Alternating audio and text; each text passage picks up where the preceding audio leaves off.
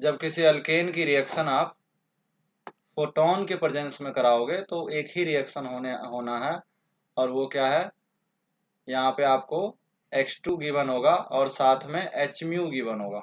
ठीक है, तो इसी रिएक्शन को बोलते हैं, इसका प्रोडक्ट क्या बन जाता है, R एंड X।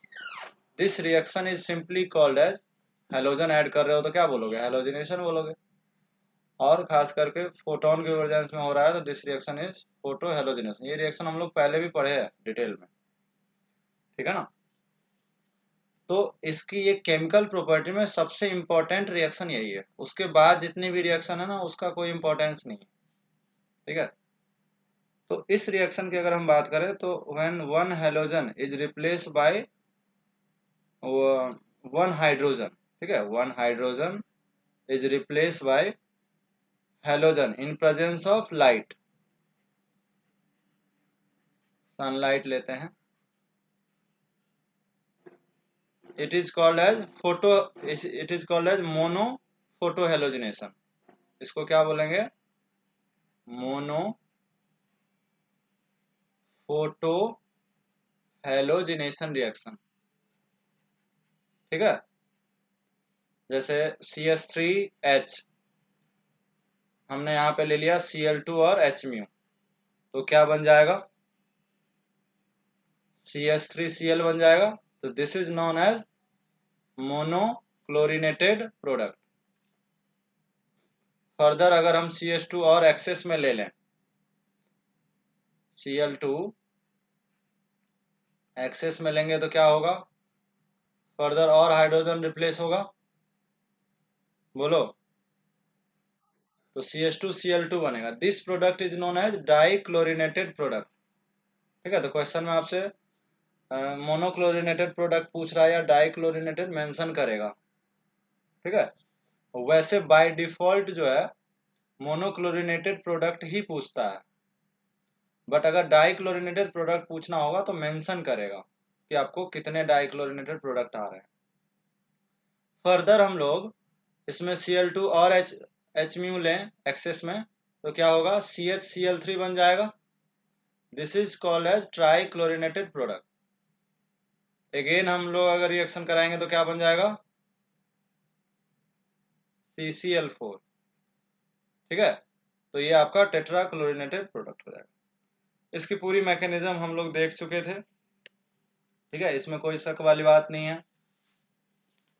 ठीक है, उसके बाद इसकी इंपॉर्टेंस ये है कि अगर हम रेट की बात करेंगे, रेट ऑफ रिएक्शन, तो रेट किस पे डिपेंड करेगा।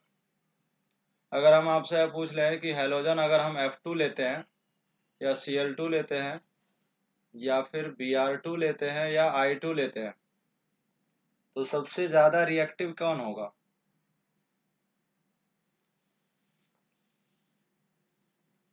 पहला जो है आपका फ्लोरिनेशन की बात करें, फ्लोरिनेशन जो है आपका, इसमें हम लोग CH4F2 लेंगे और H म्यू लेंगे। ठीक है, तो ये जो रिएक्शन है ये हाईली एक्सोथर्मिक रिएक्शन है। ठीक है, यहाँ पे जो प्रोडक्ट मिलता है वो C+4HF प्रोडक्ट आता है। ये आपका हाईली एक्सोथर्मिक रिएक्शन है। हाईली एक्सोथर्मिक का मतलब है कि अनकंट्रोलेबल है। ठीक है, अनकंट्रोलेबल रिएक्शन है, इसको कंट्रोल करना मुश्किल है। ठीक है, रिएक्शन कराने जाएंगे तो ब्लास्ट हो सकती है, हाईली एक्सोथर्मिक रिएक्शन है ये। ठीक है, तो रिएक्शन क्या होगी, ब्लास्ट हो सकती है। फास्ट तो बहुत है, तो रेट में आपका बहुत ज़्यादा किसका होगा, F2 का होगा। ठीक है ना, रेट बहुत फास्ट है, लेकिन हम F2 को काम में नहीं लेते हैं। रीज़न क्या है, ये कंट्रोलेबल नहीं है। एक्सोथर्मिक ऑर्गेनिक में अच्छी बात है, लेकिन ये हाईली एक्सोथर्मिक। ठीक है, तो F2 देन Cl2 फिर Br2 फिर I2। तो rate of halogenation in alkane होगा, सबसे ज़्यादा फ्लोरीन होगा reactive, then chlorine, then bromine, और आयोडीन बहुत स्लो होता है। ठीक है, दूसरा अगर हम बात करें क्लोरीनेशन की, ठीक है, तो क्लोरीनेशन में क्या होगा, ये वाला रिएक्शन, यहाँ पे Cl2H म्यू लेंगे और यहाँ पे दो प्रोडक्ट बन जाएंगे, इस तरह से दो प्रोडक्ट बन जाएंगे। दोनों मोनोक्लोरीनेशन ही है, लेकिन इन दोनों में मेजर कौन सा है, ये वाला।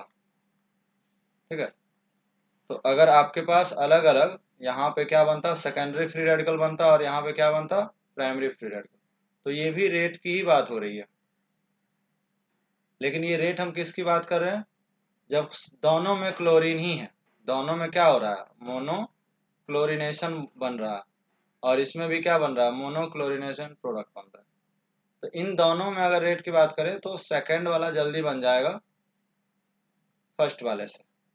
तो हम कह सकते हैं rate is directly proportional to stability of free radical.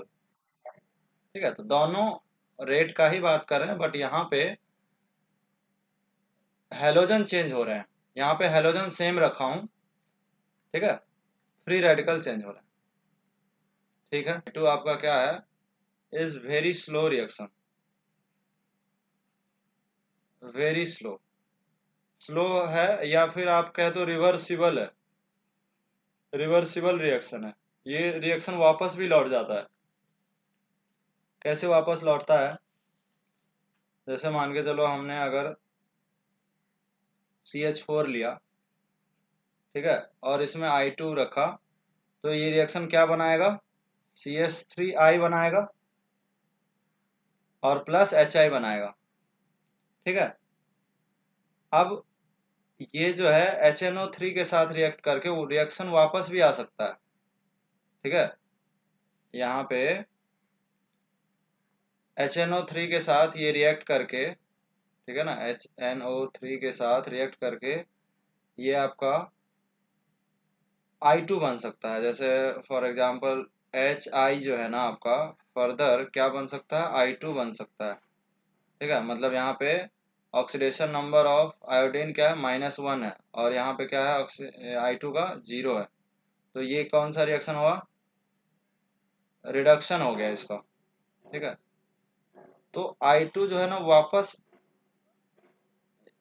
यहाँ पे CH3 जो I है और HI है, वो HI किस में कन्वर्ट हो जा रहा है, I2 में कन्वर्ट हो जा रहा है।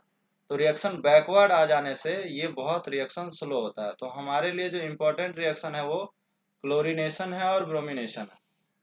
ना ये हमारे काम का है, ना ये हमारे काम का है। हमारे काम का सिर्फ क्या है, Cl2 और Br2। अब Cl2 क्या है, मोर रिएक्टिव है, मोर रिएक्टिव है। ठीक है, और जो थर्ड आपका रिएक्शन है ब्रोमिनेशन, ब्रोमिनेशन में भी एक खास बात है। ब्रोमिनेशन जो है रिएक्टिव नहीं है, लेकिन सेलेक्टिव है, सेलेक्टिव बोलते हैं इसको, और इसको क्या बोलते हैं, नॉन सेलेक्टिव। क्लोरीनेशन को क्या बोलेंगे, नॉन सेलेक्टिव। अभी समझाता हूँ ये वर्ड क्या है, सेलेक्टिव और नॉन सेलेक्टिव। अब मैं इस चीज को आपको एक्सप्लेन करता हूँ कि ये क्या कह रहा है, सेलेक्टिव और नॉन सेलेक्टिव रिएक्शन। देखो, अभी अभी आपने देखा था कि जब क्लोरीनेशन कराए थे, Cl2H म्यू लिए थे, ठीक है, तो दो प्रोडक्ट बना था, और ये ब्रोमिनेशन कराएंगे तो भी दो प्रोडक्ट बनेगा। ठीक है, और प्रोडक्ट सेम है, ये आपका प्राइमरी एंड ये आपका सेकेंडरी। दूसरा ब्रोमिनेशन में ये Br आ जाएगा। ठीक है, अब जो रिलेटिव अमाउंट है इनमें कैसे बनता है उसकी हम लोग बात करेंगे। तो यहाँ पे एक्सपेरिमेंटल जो डेटा दिया गया है वो कुछ ऐसा दिया गया है। ठीक है, एक्सपेरिमेंटल डेटा जो है, CH जो बॉन्ड होता है ना, ये डेटा एक्सपेरिमेंटल है। CH को जो बॉन्ड ब्रेक करना है तो प्राइमरी के केस में अलग है, सेकेंडरी के केस में अलग है, और टर्शियरी के केस में अलग है। CH बॉन्ड को बॉन्ड इंथैल्पी की बात कर रहे हैं। अगर हम लोग Cl2 की बात करें तो यहाँ पे जो रिलेटिव रेट है प्राइमरी के लिए वो 1 है, ठीक है। ठीक है, ये आपको जब भी ऐसा क्वेश्चन आएगा तो दिया जाएगा, ठीक है ना, बिल्कुल रटने की जरूरत नहीं। ये बॉन्ड इंथैल्पी, देखो बेसिकली यहाँ पे CH बॉन्ड टूट रहे होंगे, बोलो भाई, ये CH बॉन्ड ब्रेक हो रहा होगा, ठीक है ना, और उसके जगह क्या आ रहा है, Cl आ रहा है। तो उसकी जो bond enthalpy in case of chlorine जो है, प्राइमरी का कम होता है, सेकेंडरी का 3.8 किलो जूल पर मोल, और टर्शियरी में लगता है 5 किलो जूल पर मोल। कहने का मतलब ये है कि हमें इसमें जो एनर्जी लगी होगी वो कम लगी होगी, क्योंकि ये वाला तो क्या है, सेकेंडरी है भाई, ये वाला जो बॉन्ड है वो क्या है, सेकेंडरी है। तो सेकेंडरी में बॉन्ड इंथैल्पी ज्यादा लग रही है 3.8, टर्शियरी में और ज्यादा लग रही है, मतलब ये x है, ठीक है, तो ये 3.8x है। यहाँ पे टर्शियरी है नहीं, अगर टर्शियरी होता तो वहां पे क्या लगता, 5x relative amount. But in case of bromination, आपका जो रिलेटिव रेट है बॉन्ड इंथैल्पी का जो अमाउंट है वो 1:82, 1:82 ठीक है। अब देखो इसमें कितना ज्यादा हो गया, या फिर यहीं सेकेंडरी में भी देखो तो कितना ज्यादा हो गया, ठीक है। तो अगर हम रिलेटिव अमाउंट निकालेंगे इस दोनों रिएक्शन में, तो आप मुझे बताओ, number of hydrogen, number of hydrogen की बात करेंगे Cl2 के केस में,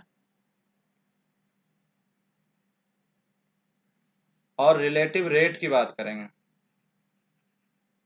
रिलेटिव रेट या फिर रिलेटिव अमाउंट की बात कर लेते हैं।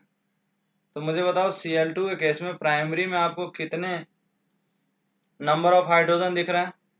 अगर आप प्राइमरी की बात करोगे, ये वाला है ना प्राइमरी अल्काइल हैलाइड, और ये है सेकेंडरी अल्काइल हैलाइड। तो सेकेंडरी अल्काइल हैलाइड कितने हैं, नंबर ऑफ हाइड्रोजन कितने दिख रहे हैं यहाँ पे, CH3 है ना ये, बोलो, और ये भी CH3 है। तो number of hydrogen in chlorination कितने आ रहे हैं, 3 हाइड्रोजन यहाँ पे है और 3 हाइड्रोजन यहाँ है। तो टोटल हाइड्रोजन कितने हो गए, 6 हाइड्रोजन आ गए, प्राइमरी 6 हाइड्रोजन है, सेकेंडरी कितने हैं,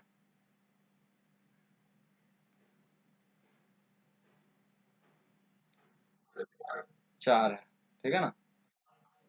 ये हो गया आपका प्राइमरी हो गया, ठीक है, और ये आपका सेकेंडरी हो गया, सेकेंडरी 4 हो गए। अगर मैं रिलेटिव अमाउंट निकालूंगा इन केस ऑफ क्लोरीन, तो इसकी मल्टीप्लिकेशन किससे होगी, 1 से होगी, और इनकी मल्टीप्लिकेशन किससे होगी, 3.8 से होगी, ठीक है, क्लियर।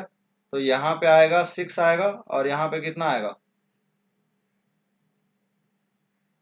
इसी तरह हम किसका निकाल सकते हैं, Br2 का भी निकाल सकते हैं। Br2 में नंबर ऑफ हाइड्रोजन कितने हैं, प्राइमरी कितने हैं और सेकेंडरी कितने हैं, उसमें भी सेम होगा,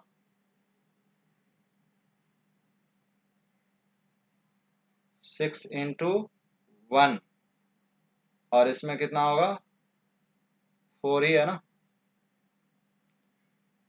4 × 82। अब बताओ दोनों के रिलेटिव अमाउंट, यहाँ पे 6 आएंगे, यहाँ पे कितने आएंगे,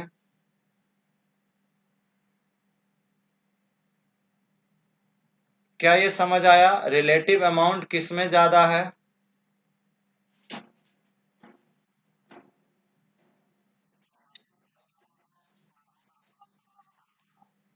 हाँ, सभी हाइड्रोजन को रिप्लेस कर रहे हैं, किसी एक हाइड्रोजन को रिप्लेस करेंगे तो कैसे पता चलेगा, रिलेटिव अमाउंट ऑफ क्लोरीनेशन में जो एक CH बॉन्ड की जो बॉन्ड एंथैल्पी है वो 1 किलो जूल पर मोल है, लेकिन सेकेंडरी हाइड्रोजन का बॉन्ड एंथैल्पी 3.8 है, लेकिन यही चीज इसमें कितना हो जा रहा है, 82 किलो पर मोल लग रहा है। मतलब एक सी एच, इस सी एच को ब्रेक करने में, यहाँ जो सी एच बॉन्ड है, ठीक है, ये जो सी एच बॉन्ड है, इसको ब्रेक करने में ब्रोमिनेशन के केस में हमें ज्यादा एनर्जी लग रही है। समझ आई बात? तो हाँ, बोलो।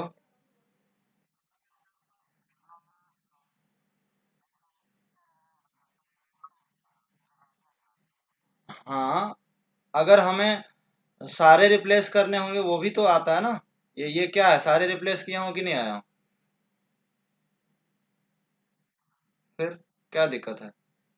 हम यहाँ पे रिलेटिव अमाउंट निकालना चाह रहे हैं, तो ज्यादा अमाउंट किस में आ रहा है, क्लोरीनेशन में आ रहा है या ब्रोमिनेशन में आ रहा है? तो इसलिए ब्रोमिनेशन सेलेक्टिव रिएक्शन है, ऑल्दो ये स्लो है। देखो ज्यादा रिएक्टिव कौन है, क्लोरीनेशन, ठीक है, क्लोरीनेशन फास्ट बन रहा होगा, ठीक है, क्लोरीनेशन फास्ट बन रहा होगा, लेकिन अमाउंट कम मिल रहा है। यहाँ पे ब्रोमिनेशन थोड़ी स्लो बन रहे होंगे, लेकिन सेलेक्टिव रिएक्शन है। तो सेलेक्टिव का मतलब यही है, ब्रोमिनेशन आपका सेलेक्टिव रिएक्शन है और क्लोरीनेशन आपका क्या है, नॉन सेलेक्टिव है लेकिन रिएक्टिव है। तो क्लोरीनेशन और ब्रोमिनेशन में थोड़ा सा ये आइडिया रहना चाहिए कि ज्यादा रिएक्टिव कौन है, ठीक है। तो जो रिएक्टिव होगा ना, वो सेलेक्टिव नहीं होगा। समझ पा रहे हो? डेफिनेशन समझना नहीं है, मैं बस ये बता रहा हूं कि जब इसमें नंबर ऑफ हाइड्रोजन 4 है तो उसमें बॉन्ड इंथैल्पी भी ज्यादा लग रहे हैं। अमाउंट ज्यादा जो मिल रहा है उसको सिलेक्टिव बोल रहे हैं। यहाँ पे डेफिनेशन बता ही नहीं रहा हूं मैं बस इतना समझाना चाह रहा हूं कि नंबर ऑफ 4 हाइड्रोजन में 12.2 किलो जूल पर मोल लग रहे हैं, बट उस इसको 4 को रिप्लेस करने में 328 किलो जूल पर मोल लग रहा है।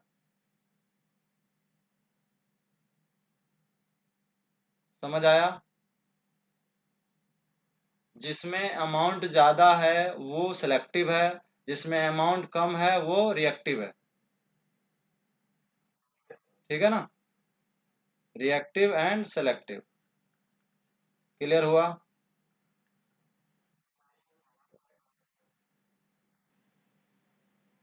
एक आपका यहाँ पे मैं सीएल लगा सकता हूँ, ठीक है, दूसरे में यहाँ सीएल लगा सकता हूँ, तीसरे में ये सीएल मैं ऐसे लगा सकता हूँ, और एक यहाँ लगा सकता हूँ, ठीक है, और कहीं लगा सकता हूँ क्या?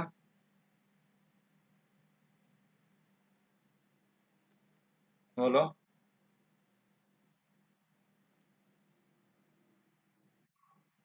हो सकता है कि नहीं? तो कितने टोटल प्रोडक्ट कितने हो गए? 5 ही हुए। ये सेंटर कायरल है।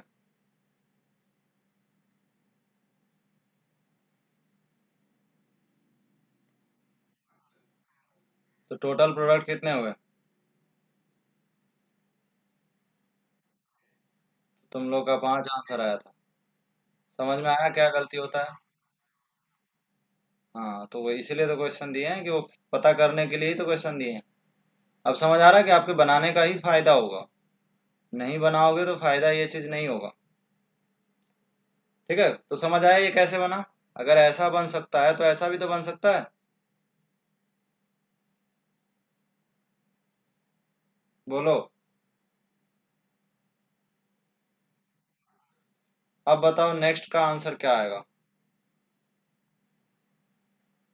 देखो तो फर्स्ट वाले में आप क्या कर सकते हो कि यहाँ पे बी आर लगा दिए, सिमिलर केस है, कुछ भी नया नहीं है।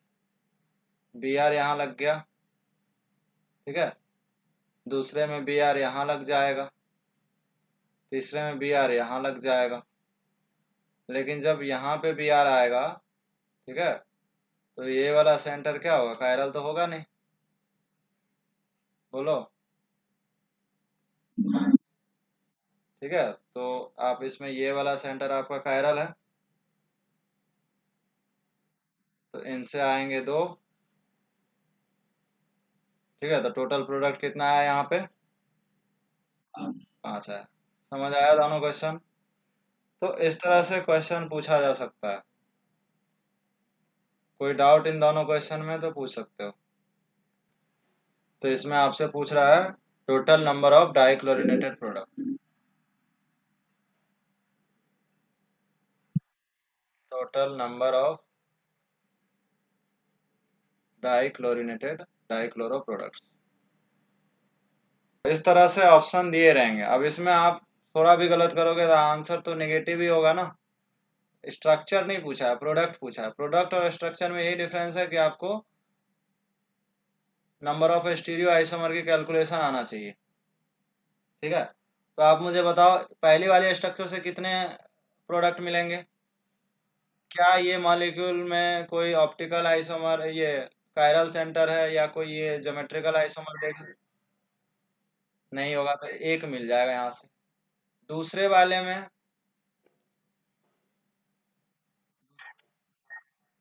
कि, क्या सेंटर दिख रहा है, क्या ये दोनों कायरल है। यहाँ पे, यहाँ पे भी दो सेंटर दिख रहा है, यहाँ पे भी दो सेंटर दिख रहा है। तो दो सेंटर है तो कितना मिलेगा।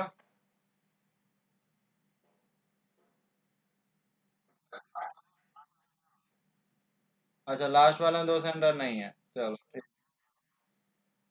ठीक है, ठीक है, तो एक ही सेंटर है, चलो। तो इससे इससे कितना आ जाएंगे, एक सेंटर से कितना आएगा।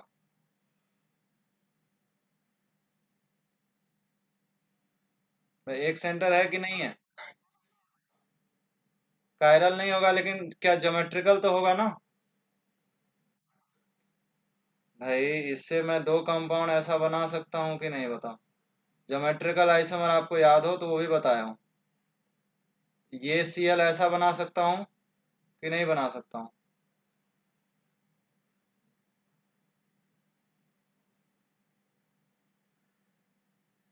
क्या ये दो कंपाउंड में बना सकता हूँ इसमें, कोई दिक्कत इसमें। तो इससे दो आ गए। ठीक है, ज्योमेट्रिकल हो गया। अब हम लोग ऐसे भी कर सकते थे कि ये वाला और ये वाला सेंटर क्या है, ज्योमेट्रिकल सेंटर है। तो ज्योमेट्रिकल सेंटर के अराउंड सिस ट्रांस तो लिख ही सकते हैं ना। सिस, ये वाला सिस है और ये वाला ट्रांस है, बनाने की जरूरत नहीं है वैसे। अब इन दोनों में आपको मैंने नंबर ऑफ ज्योमेट्रिकल, ये नंबर ऑफ स्टीरियो आइसोमर के वो बताए थे, फॉर्मूला बताए थे, याद है किसी को। एन क्या आ रहा है, दो। दो क्या होता है, इवन। फॉर्मूला कोई किसी को याद है, फॉर्मूला यहाँ भी एन दो है। बोलो।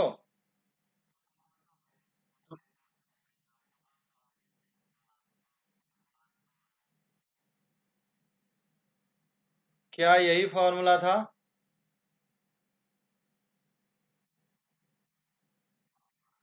चलो इसमें पुट कर। तो ये फिगर क्या लग रहा है तुम्हें।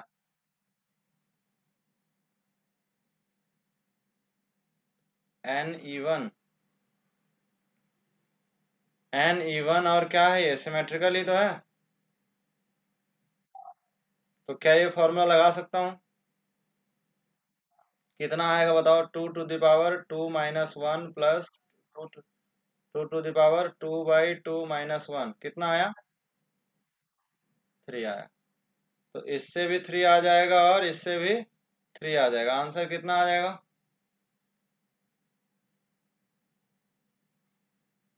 बोलो। दूसरा तरीका है, ज्योमेट्रिकल से भी कर सकते हैं। ठीक है, क्या मैं इन दोनों को सिस में बना सकता हूं? ठीक है, दूसरा तरीका ये है कि हम इसको ज्योमेट्रिकल से भी बना सकते थे, ये वाला तरीका आप लगा सकते थे।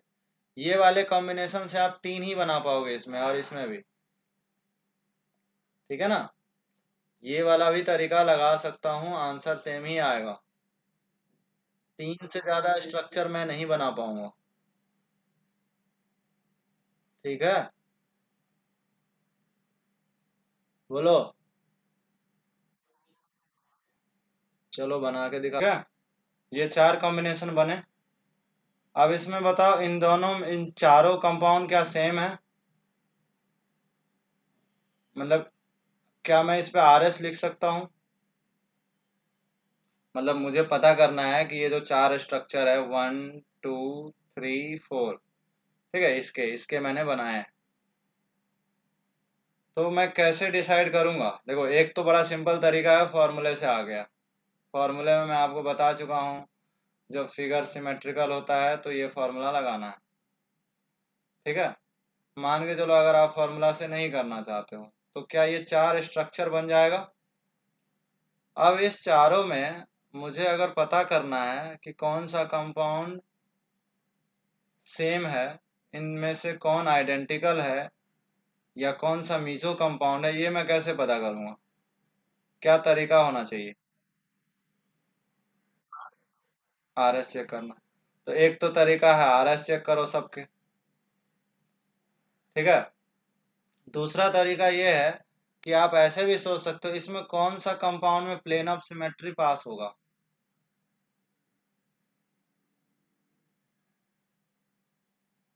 इसमें कौन से ऐसे कंपाउंड है जिसमें प्लेन ऑफ सिमेट्री पास हो रहा है?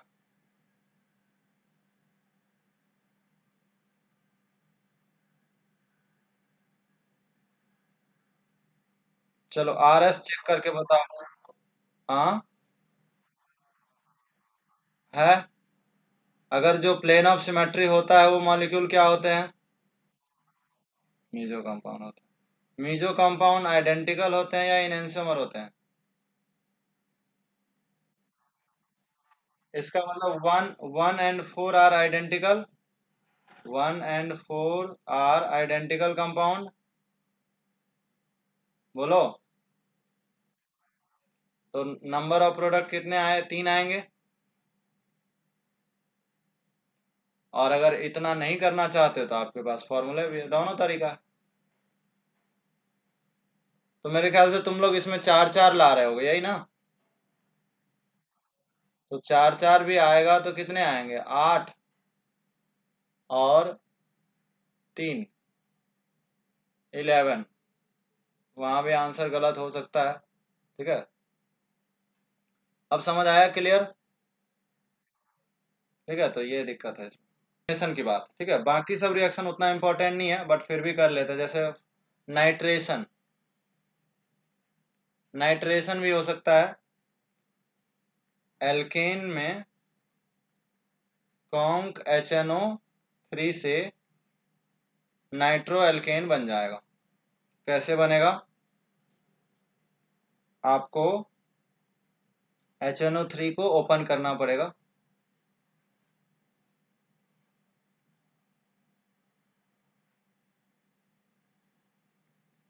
यहाँ से वाटर निकाल देंगे, ये प्रोडक्ट मिल जाएगा।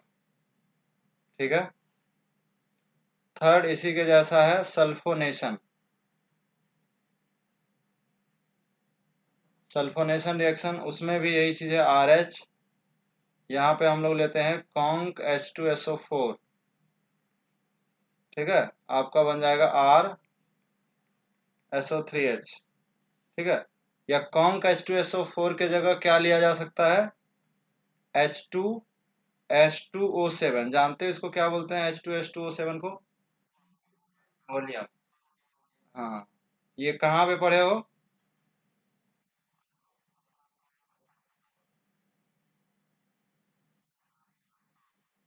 मोल कॉन्सेप्ट में भी पढ़े होगे।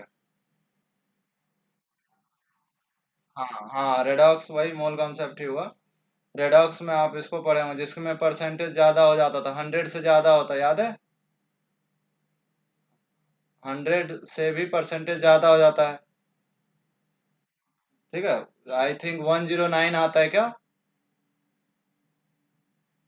वहाँ पे कैलकुलेशन में, मोल कॉन्सेप्ट में लेते हैं इसको रेडॉक्स में, तो वो भी लिया जा सकता है। तो या तो आप H2SO4 लो या ओलियम, क्योंकि ओलियम में भी तो क्या है H2SO4 ही है ना। ओलियम क्या है बेसिकली SO3 प्लस H2SO4, तो उससे भी कर सकते हैं। तरीका वही है।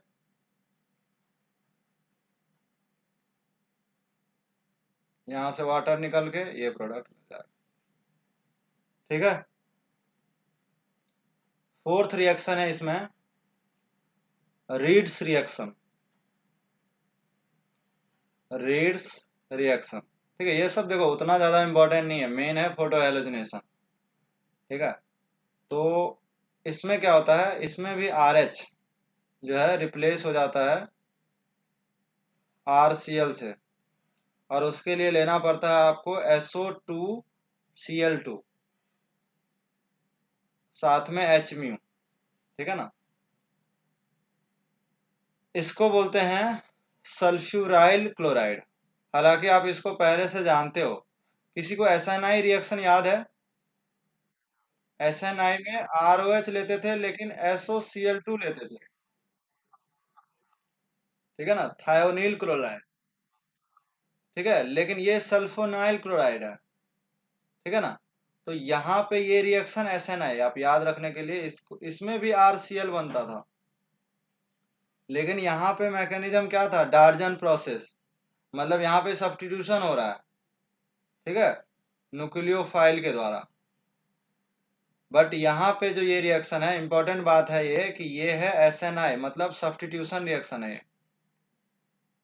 ठीक है, रेफरेंस में सब्स्टिट्यूशन रिएक्शन है। बट ये आपका क्या है, ये है फ्री रेडिकल, आपका ये है फ्री रेडिकल सब्स्टिट्यूशन रिएक्शन। थोड़ा सा मैं इसके बारे में आपको बताता हूँ कि ये कैसे हुआ होगा। अगर आप सल्फोनिल क्लोराइड का स्ट्रक्चर देखोगे तो कुछ इस तरह से बन जाएगा। SO2 है और यहाँ पे क्या था, SOCl2। ठीक, यहाँ पे SO2Cl2 है। तो ये फ्री रेडिकल क्यों दिया, देखो यहाँ से जब फ्री रेडिकल ब्रेक होगा, ठीक है, यहाँ से अगर ये फ्री रेडिकल ब्रेक होगा तो उसी तरह से ये भी ब्रेक हो सकता है। तो जब फ्री रेडिकल ब्रेक होगा तो यहाँ पे 2Cl फ्री रेडिकल मिल जाएगा। ठीक है ना, यहाँ से SO2 निकल जाएगा और यहाँ से 2Cl free radical plus SO2 बना। तो इसलिए ये वाला H जो है किससे सब्स्टिट्यूट हो गया, RCl से। ठीक है ना, जैसे ही फ्री रेडिकल फॉर्म हुआ, और ये कौन कौन करेगा, Hmu करेगा। Hmu का काम ही होता है फ्री रेडिकल बनाना। फोटो हेलोजिनेशन में भी यही चीज होता था। तो ये जो Cl फ्री रेडिकल है वो RH को रिप्लेस करके अल्काइल हैलाइड बना दिया। This reaction is known as Reed's reaction. But इसमें ऐसा क्यों नहीं हो पाता है, यहाँ पे आप डार्जन प्रोसेस में देखे हो, याद है ना, दिस रिएक्शन इज SNI। तो SNI से आप देखो दोनों में प्रोडक्ट सेम बना है, रिएक्टेंट और रिएजेंट अलग अलग है। This reaction is known as Reed's reaction. और ये था आपका डार्जन प्रोसेस। ठीक है, SNI इंटरनल रिएक्शन था ये नीचे वाला है आपका डार्जन, टार्जन नहीं डार्जन। ठीक है, डार्जन, डार्जन प्रोसेस। ठीक है, तो एक रेड्स रिएक्शन भी है, उससे भी आप क्या बना सकते हो, मतलब उसके भी H को आप रिप्लेस कर सकते हो। एक और रिएक्शन लेते हैं हम लोग, this reaction is known as, यही सब फालतू फालतू रिएक्शन सब है, इन सब का कोई यूज नहीं है हालांकि। ठीक है ना, बुकलेट में आप पढ़ सकते हो, ये दिया होगा। इन सब का कहीं पे यूज नहीं होता है, क्वेश्चन वैश्चन आता नहीं है इन सब से। ठीक है, इसमें क्या होता है कि आपके पास जो एल्केन है वो AlCl3 और हीट के प्रेजेंस में अब इनके आइसोमर क्या होंगे, स्ट्रक्चरल आइसोमर ही बनेंगे ना। तो जो ब्यूटेन है उसका दूसरा आइसोमर क्या हो सकता है, वो प्रोडक्ट बन जाएगा। स्ट्रक्चरल आइसोमर की बात कर रहा हूं मैं, इनमें भी वही चीज दे दें तो आपको इसका दूसरा आइसोमर बताओ, वो प्रोडक्ट होगा। आपको सिर्फ आइसोमराइज करा देना है, ठीक है ना, आपको सिर्फ आइसोमराइज करा देना है। तो ये सब रिएक्शन बहुत ज़्यादा आता नहीं है, इसमें कोई मैकेनिस्टिक अप्रोच है नहीं। यहाँ से CH3 को हटा रहे हैं, यहाँ जोड़ दे रहे हैं, ठीक है, मतलब यहाँ से CH3 हटा रहे हैं, यहाँ जोड़ रहे हैं और यहाँ जोड़ रहे हैं। तो बेसिकली इसमें से ये भी प्रोडक्ट बन सकता है, ये भी प्रोडक्ट बन सकता है। तो आइसोमराइज हो गया, इसलिए बोल रहे हैं आइसोमराइजेशन रिएक्शन। उसी तरह से एक और रिएक्शन है जो आप फिजिकल केमिस्ट्री में पढ़ते हो, कंबसन रिएक्शन, याद है, कंबसन रिएक्शन, हाइड्रोकार्बन कंबस्ट हो सकता है। अगर हम लोग C2H6 लें, इथेन को कंबस्ट करेंगे ऑक्सीजन के प्रेजेंस में, तो कंबस्ट होके, कंबस्ट मतलब जला रहे हैं, एयर के प्रेजेंस में बर्न कर रहे हैं, तो क्या मिलेगा मुझे, हाइड्रोकार्बन को बर्न करते हो ये वाला CO2 मिलता है, और दूसरा H2 या H2O, वाटर मिलता है। हाँ, तो इसमें आप पढ़ते भी है CXHYO2 का क्या रेशियो लेंगे, जिससे कितना CO2 गैस मिलेगा और कितना H2O लिक्विड मिलेगा। तो रेशियो किसी को याद है क्या, ये केमिकल बॉन्ड, ये मोल कॉन्सेप्ट में इसका यूज भी आता है, Y/2 और X CO2, O2 कितना चाहिए, X प्लस Y/2। अभी बैलेंस करेंगे तभी तो और कॉन्सेप्ट लगाएंगे, मोल कॉन्सेप्ट बिना बैलेंस का थोड़ी लगता है। तो मुझे अगर ऊपर वाले रिएक्शन को बैलेंस करना होगा तो बताओ क्या O2 कितना लेना पड़ेगा, 7/2। ये कितना मिलेगा बताओ, CO2 2। ठीक है, तो ये आप वहां पे पढ़े होगे। तो वही कंबसन रिएक्शन है, यहाँ पे ऑर्गेनिक का कोई मतलब नहीं है, ठीक है ना, बस बैलेंसिंग मैंने आपको सिखा दिया कि ये रेशियो आता है, ठीक है। तो ये सब रिएक्शन, मेन फोटो हेलोजनेशन भी। एक और रिएक्शन दिया होगा, एरोमेटाइजेशन रिएक्शन बोलते हैं इसको, एरोमेटाइजेशन रिएक्शन। क्या मतलब है इसका, अगर, हाँ, कि आपको ऑब्वियसली एरोमेटिक प्रोडक्ट बनेगा, नाम से ही क्लियर है। तो 6 कार्बन का क्या बन जाएगा, बेंजीन बन जाएगा। अब ऑब्वियसली ये रिएक्शन तो नॉर्मली पॉसिबल है नहीं, बहुत हाई टेम्परेचर पे पॉसिबल होगा। तो CrO3 बनता है, ठीक है। Cr2O3 के प्रेजेंस में करा सकते हो, या फिर MO2O3 में करा सकते हैं, या फिर Al2O3 में करा सकते हैं। तो ये सब रटना नहीं है, बस प्रॉपर्टीज पढ़ रहे हैं। तो CrO3 आपको जानते ही हो, ये सब काफ़ी स्ट्रॉन्ग ऑक्सीडाइजिंग एजेंट होते हैं। तो इसमें पहले, सबसे पहले क्या हुआ होगा, समझने के लिए हम ऐसा, इसको ऐसे समझ सकते हैं कि ये हाइड्रोजन और ये हाइड्रोजन, ठीक है, ये ऑक्सीडाइजिंग एजेंट है, all are strong oxidising agent. तो यहाँ से H और यहाँ से H निकलेगा और बीच में ये बन जाएगा, ठीक है, ये दोनों हाइड्रोजन निकलेगा तो यहाँ बॉन्ड बनेगा। फिर से हाइड्रोजन रिमूव करेंगे तो डबल बॉन्ड आएगा। वैसा यहाँ भी कर सकते हैं, यहाँ भी कर सकते हैं, ऐसा इधर भी कर सकते हैं, इधर भी कर सकते हैं, ठीक है। तो इस तरह से एरोमेटिक बन जाता है। अगर हमारे पास हेक्सेन के जगह हेप्टेन हो, नॉर्मल हेप्टेन हो, तो क्या बनेगा बताओ, सेम वही रिएजेंट ले रहे हैं, Cr2O3,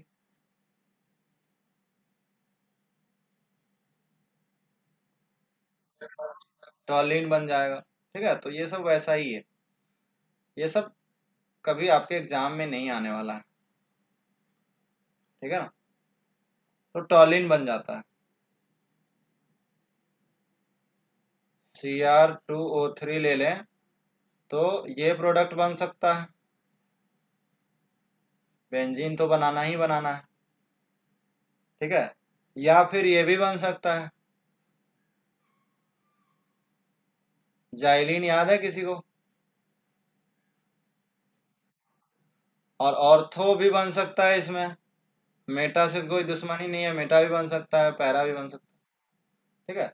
तो जाइलिन बन सकता है, जाइलिन जान।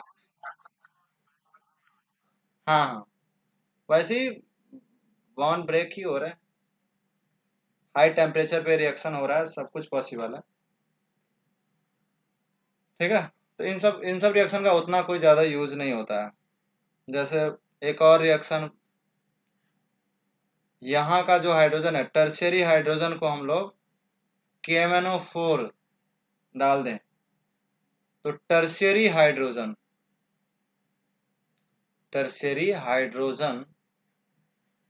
KMnO4 क्या कर सकता है, ऑक्सीडाइज कर सकता है।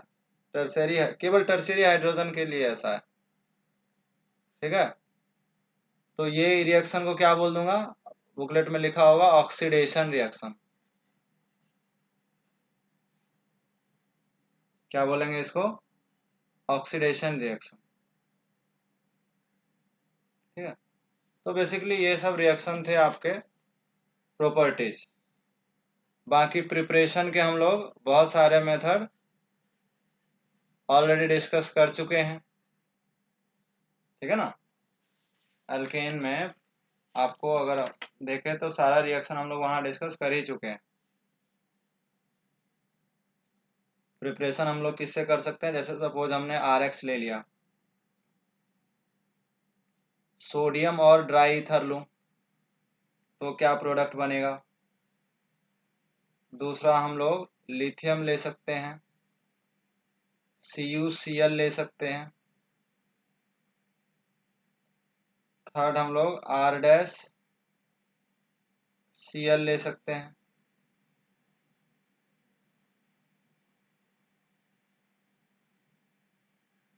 तो क्या प्रोडक्ट बनेगा,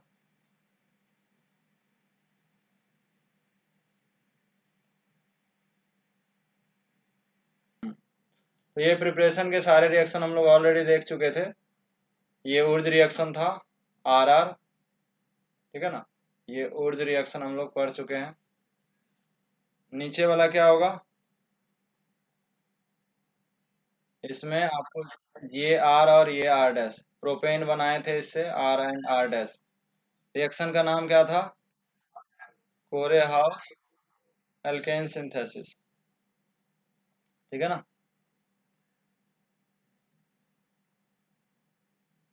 तो इस तरह से प्रिपरेशन कर सकते हैं। इवन इसमें कुछ और भी रिएजेंट लिया जा सकता है, जैसे ZnHCl ले ले। तो बेसिकली जिंक क्या है, मेटल है, तो ये इलेक्ट्रॉन देने का काम करेगा, ठीक है ना। मतलब ये आप इसको देख के क्या बोल सकते हो, रिडक्शन। कहीं भी मेटल दिखता है ना तो आप समझ जाओ कि रिडक्शन हो रहा है। तो क्या बन जाएगा ये RH, ये भी अल्केन बन जाएगा। इस तरह से आगे चल के मैं पढ़ाऊंगा। एक ग्रिग्नार्ड रिएजेंट है, बस अभी देख लो। ग्रिग्नार्ड रिएजेंट बोलते हैं RMgX को। हालांकि ग्रिग्नार्ड रिएजेंट के हम सारे रिएक्शन अगले चैप्टर में पढ़ने वाले हैं, बट अभी मैं इतना कह सकता हूँ कि ये मेटल से जुड़ा हुआ है। तो मेटल पे पॉजिटिव चार्ज होता है, इलेक्ट्रो पॉजिटिव होता है ना मेटल। मैग्नीशियम क्या इलेक्ट्रो पॉजिटिव है। तो R पे कौन सा चार्ज होगा, जैसे यहाँ पे R पे क्या चार्ज है, पॉजिटिव है, और ये है नॉन मेटल। बट यहाँ पे इसके उल्टा हो जाएगा, यहाँ पे क्या हो जाएगा, R माइनस, ठीक है। बोलो, तो ये कौन सा रिएक्शन हो जाएगा, SN2 हो जाएगा भाई। ये R माइनस के,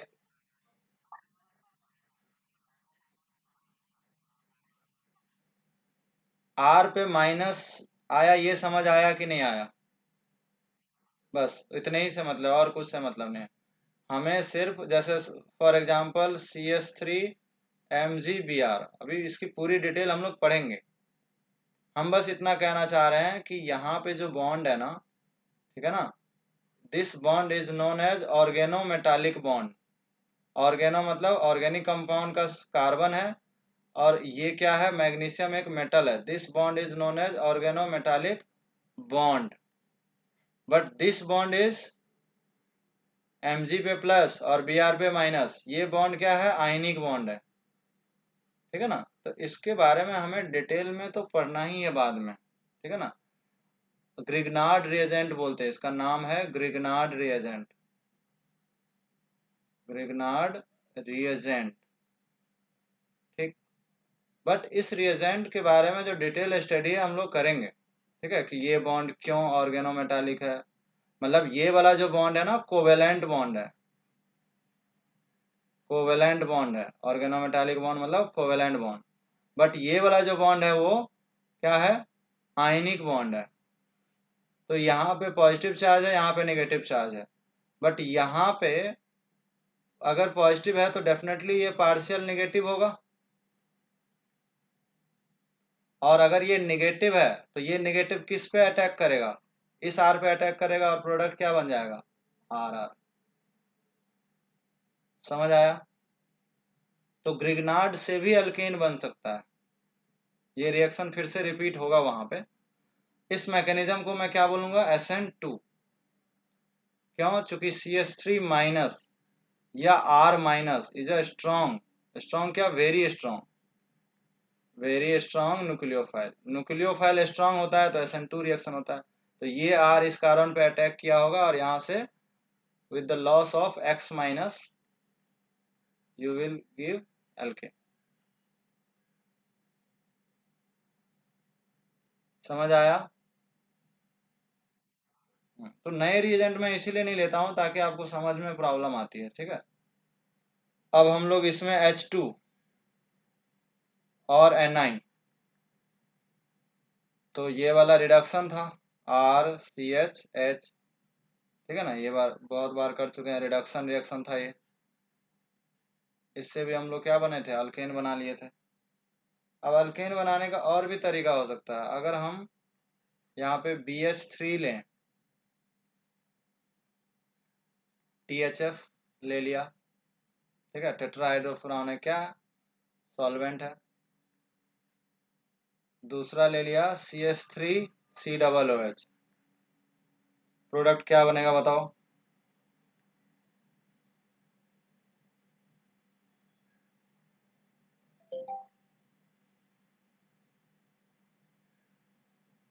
क्या यही सेम प्रोडक्ट बन जाएगा, ठीक है। तो ये हाइड्रोबोरेशन, इसका नाम क्या था, हाइड्रोबोरेशन रिडक्शन। हाइड्रोबोरेशन रिडक्शन में हमने यहाँ पे क्या लिया था, ऑक्सीडाइजिंग एजेंट H2O2 लिया था। तो वहां पे एंटी मार्कोनिकॉफ रूल से OH आता था, याद है कि नहीं। BH3,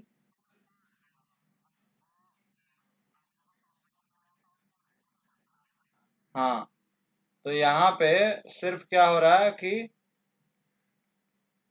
ये वाला भी H जुड़ रहा है और ये भी H जुड़ रहा है, बट इसमें क्या हो जाएगा, RCH। ये वाला तो हम लोग कर चुके हैं।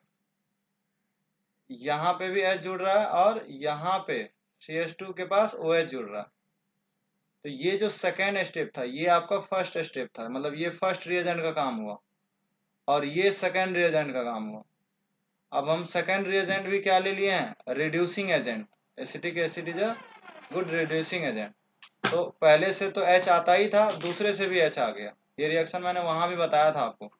This reaction is known as hydroboration oxidation, and this reaction is known as hydroboration reduction.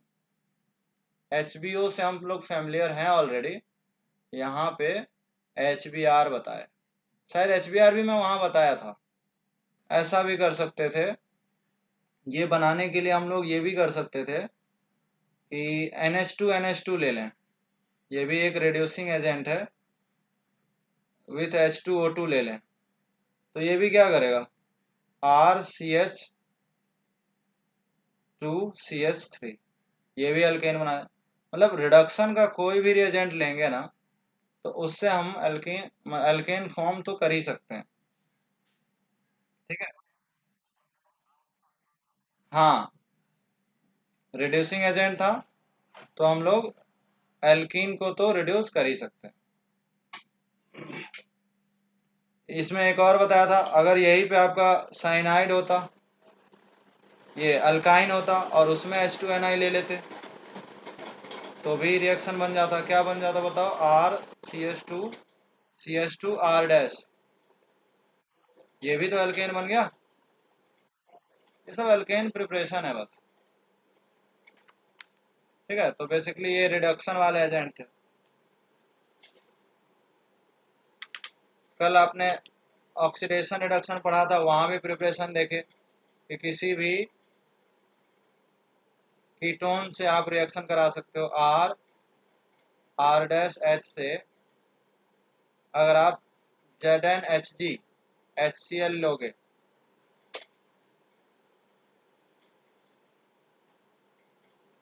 दूसरा हमने NH2 लिया था, KOH हीट।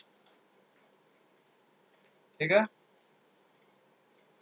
नेक्स्ट HI ले लें, रेड फॉस्फोरस HIP। ये सारे जो रिएक्शन है वो रेयर, मतलब ये दोनों तो काफी फेमस है। ठीक है, इसको तो हम लोग अलग से पढ़ा ही दिए थे आपको। ये वाला रिएजेंट का नाम क्या था? क्लेमेंसन रिडक्शन, और ये था वोल्फ किस्नर। इन दोनों में आपको बताया था कि इसको हटाना है और CH2 लगाना है, RCH2RH। इसमें भी वही काम, इसमें भी वही काम। बोलो, ये तो बहुत ही स्ट्रॉन्ग रिड्यूसिंग एजेंट था, very very strong reducing agent. Oxygen का दुश्मन, कोई भी कंपाउंड होगा एल्केन ही बनाएगा। नेक्स्ट वाला जो रिएक्शन है वो, इसको बोलते हैं, इसका नाम है मोजिंगो। ये आप नहीं पढ़े हो ऐसे, कभी आता नहीं है, बट अभी याद आ गया तो मैं दे दिया। मोजिंगो रिडक्शन, ठीक है ना। इसमें भी वही चीज बनता है, यहाँ भी वही प्रोडक्ट होगा, रिएजेंट दोनों होना चाहिए। इस तरह से SH जैसे इथिलीन ग्लाइकोल में क्या होता है, OH होता है ना, तो उस तरह से अगर आप SH और H+ लोगे और बाद में सेकेंड स्टेप में H2Ni लोगे तो मोजिंगो रिडक्शन बोलते हैं इसको।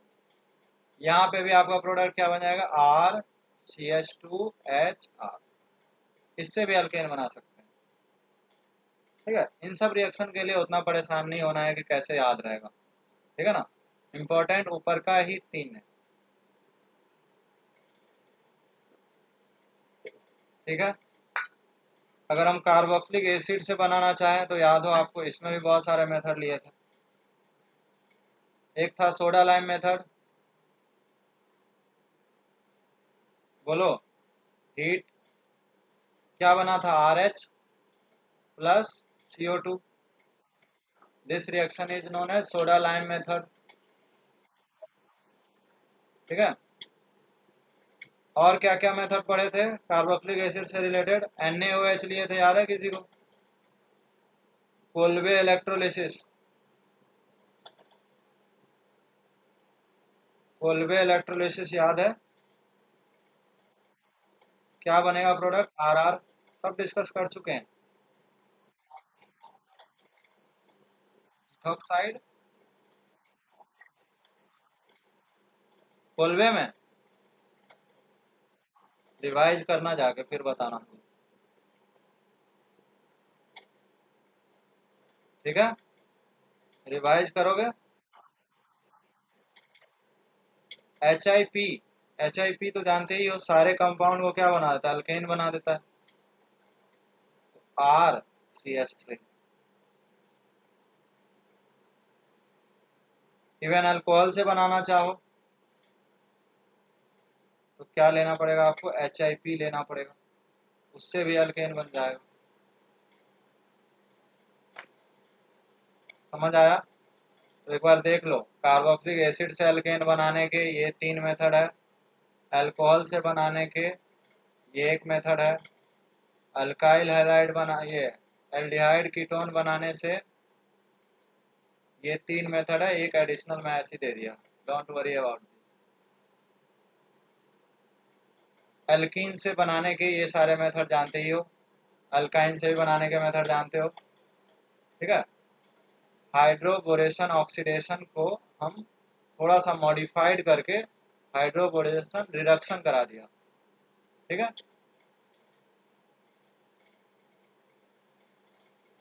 अल्काइल हैलाइड से बना सकते हैं, अल्काइल हैलाइड से भी बना सकते हैं, या तो आप उर्ज रिएक्शन करा लो या कोरेहाउस अल्केन सिंथेसिस करा लो, ठीक है, या सिंपली ZnHCl ले लो, रिडक्शन करा लो, या ग्रिग्नार्ड करा लो, ठीक है ना। हाँ, ये जिंक है ना, तो जिंक क्या है, zinc is the source of electron, ठीक है। मेटल क्या होता है, सोर्स ऑफ इलेक्ट्रॉन है, तो इलेक्ट्रॉन ऐड हो गया, ठीक है। जिंक का कहीं भी कंपाउंड होगा तो रिडक्शन होगा, तो अल्काइल हैलाइड रिड्यूस होकर क्या बनेगा, addition of hydrogen is known as reduction, ठीक है। इन सब मेथड का कोई ज़्यादा यूज नहीं है, ऊपर वाले ये आना चाहिए, ये आना चाहिए, और लास्ट वाला तो हम लोग ग्रिग्नार्ड से पढ़ेंगे अभी, ठीक है। तो एल्केन में मैंने सारे प्रिपरेशन बता दिए, ठीक है, जो फेमस रिएक्शन है वो तो पहले ही बता दिया था, कुछ ऐसे भी रिएक्शन थे जो बुकलेट में दिए हुए थे, उसको भी मैंने आज डिस्कस कर दिया, ठीक है। Thank you class.